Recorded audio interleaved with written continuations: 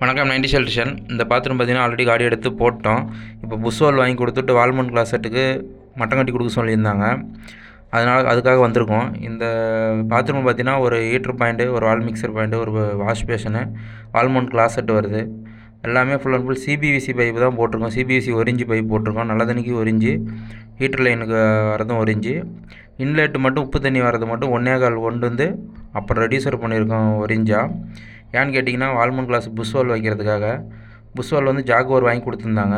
இப்போ பார்த்தீங்கன்னா நாங்கள் மட்டம் கட்டி தரையிலேருந்து 4 அடி வச்சுருக்கோம். அதாவது ஃபினிஷிங் டைல்ஸ் ஒட்டினதுக்கப்புறம் பார்த்தீங்கன்னா 3 அடி வர மாதிரி தரையிலேருந்து ஒரு 1/2 அடி எப்படியே உயரம் ஏறும். 4-5 பைப் போகிறதுனால ட்ராப் வைக்கிறதுனால.